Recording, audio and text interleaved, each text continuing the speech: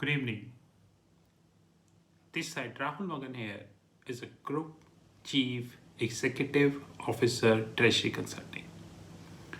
As we speak, Treasury Consulting is a multi-million multinational hedge fund whereby we actively take positions across the globe. But having said that, Treasury Consulting Hedge Fund is a prop hedge fund. By prop, I mean to say no third party. I repeat, no third party can invest capital in our fund. Today, I would be covering a very important topic. Rather, with the passage of time, I would be covering more similar topics in that regards, which is called alternate dispute resolution, shortly known as ADR in financial contracts. Please be note that financial contracts are of hundreds of types. So if anyone is expecting I would be covering all financial contracts in a 10 minutes video, then it is a little bit not justified.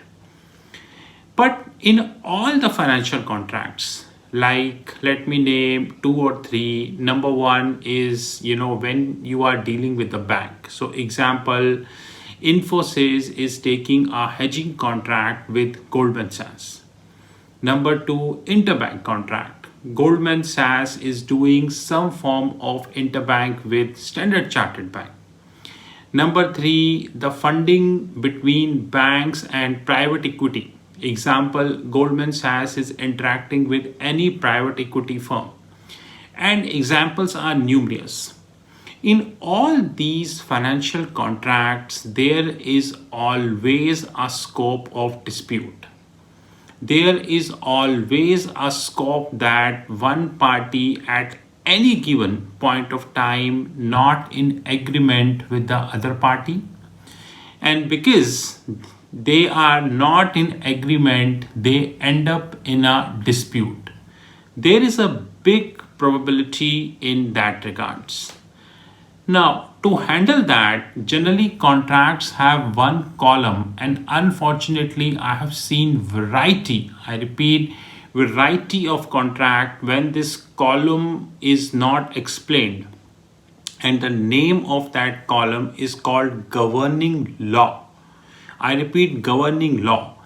In technical sense, governing law means that in case of any dispute, I repeat, in case of any dispute, the law which is applicable is either English law, maybe Indian law, maybe UK law, maybe Singaporean law. It all depends how the contract is designed. But unfortunately, when we mention the law, we forget that there is something which comes much earlier than law, which is called, I would say, a common ground of understanding. In technical parlance, this is known as ADR. The technical definition of ADR is alternate dispute resolution, but I many times call this as ADR, which means applicable dispute resolution. So in case of commercial contracts, and specifically big commercial contracts, so example, Shell, Petronas, Petrobras, ONGC, if they are entering into a multi-year gas either buying or selling contract, and unfortunately any dispute related to pricing either side happened, then they wish to prefer to go to courts than going to ADR. The reason being, in this regard, in case of big commercial contracts, ADR is nothing but applicable dispute resolution, which means that the scope of resolving, I repeat, the scope of resolving this issue is limited. This is called ADR. Technically speaking, alternate dispute resolution can practically be resolved in three ways. Number one is the arbitration and conciliation, which means, technically speaking, a third party who is a subject matter expert enter into the picture. And of course, that party has to be impartial, that party is supposed to be independent, which, by the way, is not the case most of the time. That party is supposed to negotiate with both the parties and try to came at a resolution. So, example, ONGC is supposed to sell a gas to any customer in Russia, and suppose they agreed at 6.2 US dollar per MMBTU, example. And assuming due to some supply or whatever conflict that Russia intend not to buy the gas from ONGC, while ONGC invested a huge amount of money in terms of capex. So if Russia is not buying that, probably they would be ending up a huge mess in their P&L. Example. In this eventuality, the best solution for both ONGC and Russia, of course, they can reach to court of law directly. There is no problem in that. But since we understand that court of law is a lengthy process, which means it consumes time, it's a hell lot of expensive thing, and more importantly, it requires a lot of paperwork also from either side. So it would be better if both ONGC and Russia will try to resolve via arbitration, which means a third party expert who understand gas market very well, who understand the pricing of the gas market, come in between the Russia and ONGC and try to resolve the problem. Having said that, the success of arbitration is very, very rare. I have seen various cases. Of arbitration and awards which arbitration tribunal, or shortly known as arbitral tribunal, is giving. People immediately go to the courts and challenge these awards.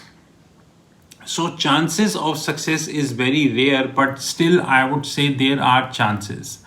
But I always recommend that in case of big commercial disputes, when the amount is very, very big, in this eventuality, it would be better if both the parties prefer arbitration and conciliation. In case it fails, then court of law is always there. Second is the mediation. Mediation means there is a hell lot of difference between arbitration and mediation.